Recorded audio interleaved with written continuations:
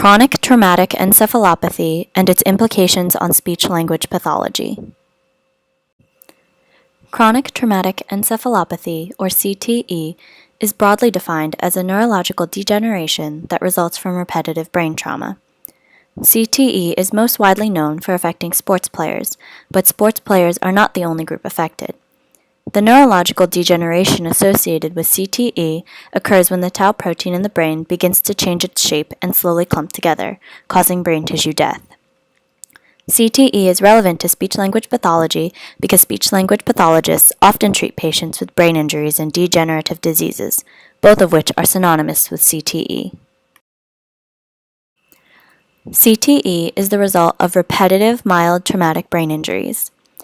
The Centers for Disease Control and Prevention, or the CDC, define traumatic brain injury, or TBI, as a disruption in the normal function of the brain that can be caused by a bump, blow, or jolt to the head, or a penetrating head injury.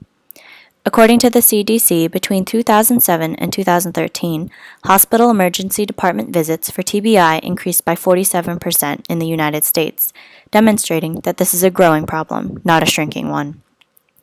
The leading cause of TBI in 2013 was falls, followed by being struck by or against an object and motor vehicle accidents.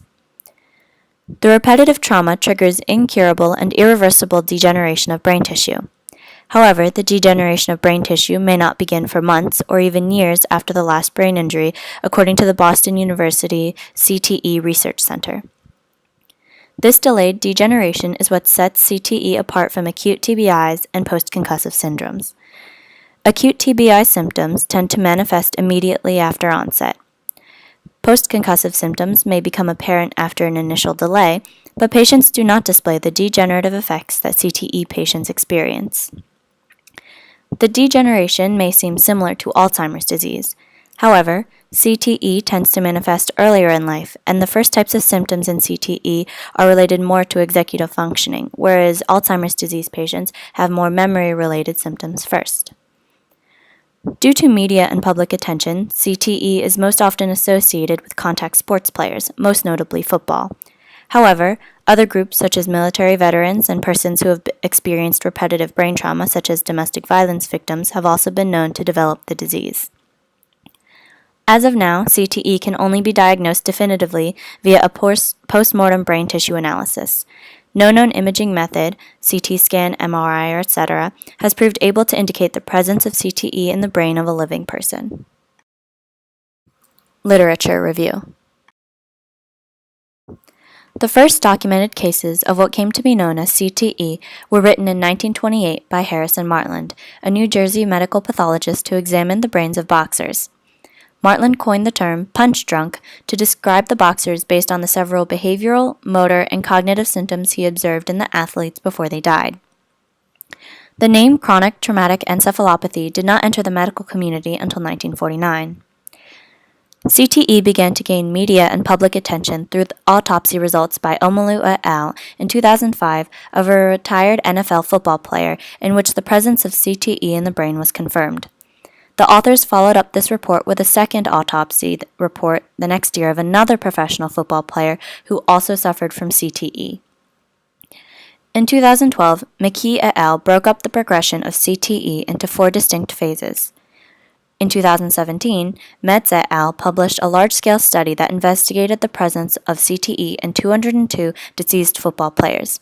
This study will be discussed further in the next slide. In 2017, Metz et al. Conducted a study to determine the presence of CTE in 202 brain donors who played at any level of American football and died after the age of 35. The authors used diagnostic criteria proposed by the National Institute of Neurological Disorders and Stroke and the National Institute of Biomedical Imaging and Bioengineering. The results showed that out of the 202 players included, CTE was found in 177, or 87% of the subjects. Of the subjects who played in the NFL, 99% were found to have CTE pathology. Those who had the lowest level of play, which was high school, had the most mild CTE pathology, while those at the highest, such as the NFL and Canadian Football League, had the highest severity of CTE pathology. For peoples in stages 1 to 2 of CTE, the most common cause of death was suicide.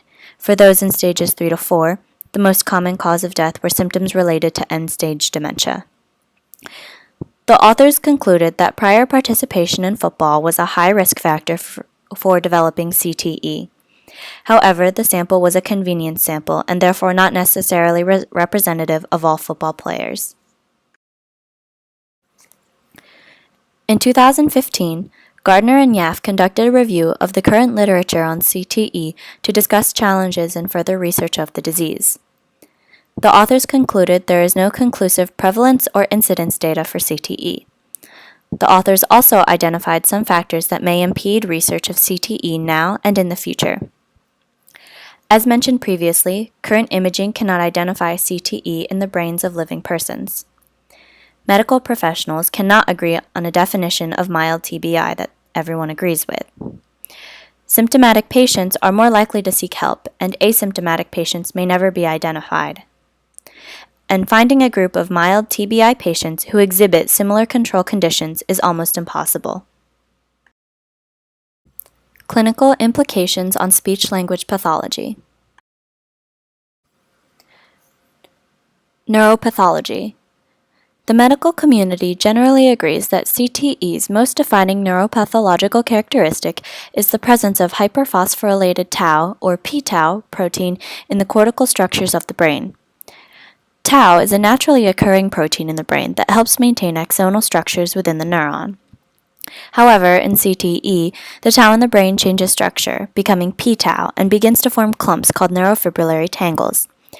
Initially, the clumps of p-tau form on the brain's periphery, but progressively become more widespread, causing neural tissue death and dysfunction.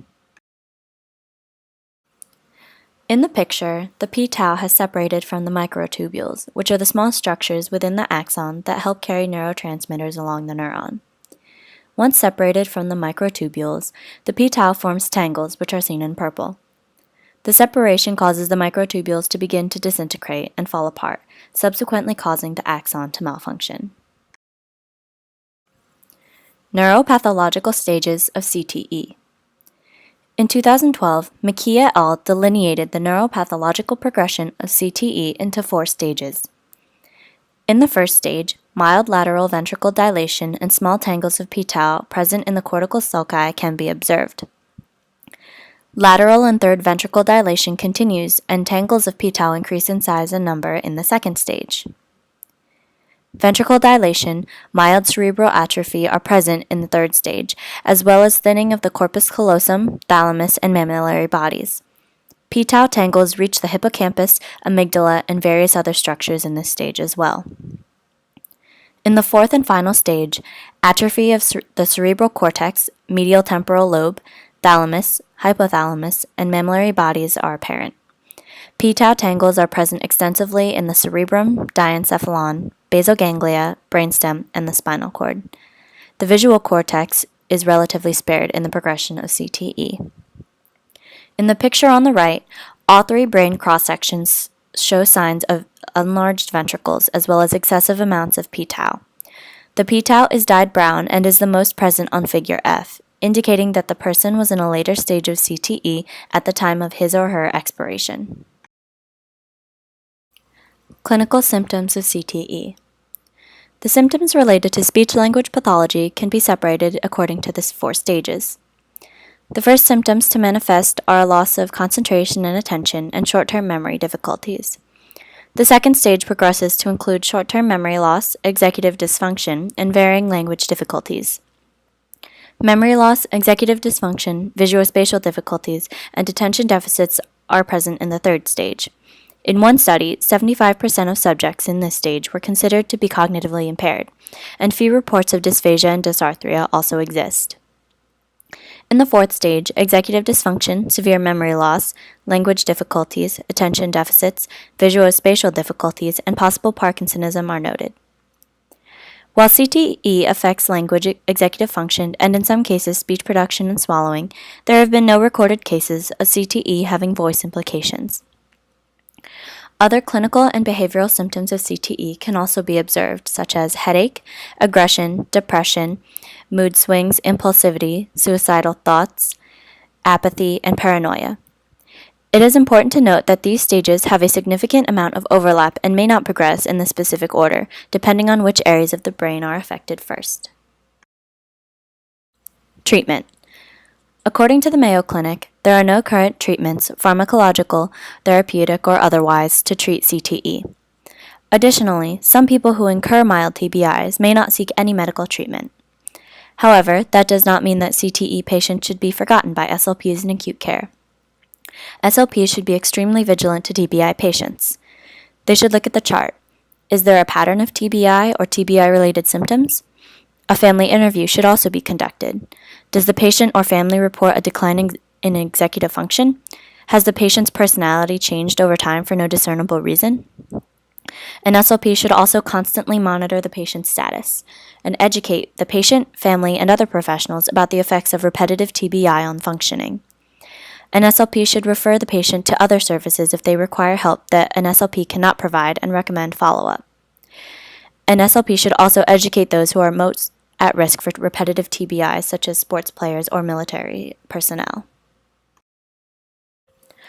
While SLPs in acute care today may not see patients with a specific diagnosis of CTE, they can utilize what they know about both TBI and dementia patients to help treat those who are suspected to have CTE now and in the future. Here are some examples of strategies SLPs can implement with these patients. External memory aids may be helpful to those in the early stages of CTE. Self-monitoring during communication breakdowns. Helping the patient maintain integration in social activities is important because it reflects our commitment to the whole person. Extensive counseling with the patient and family about current deficits and awareness of those deficits is vital. In summary, CTE is a neurodegeneration resulting from repetitive traumatic brain injuries. CTE is important for SLPs because the signs and symptoms are similar to dementia and traumatic brain injury, both of which SLPs address in their practice. Even if SLPs may not directly treat those with CTE currently, SLPs should advocate for a higher awareness of CTE within high-risk groups such as sports players and military personnel.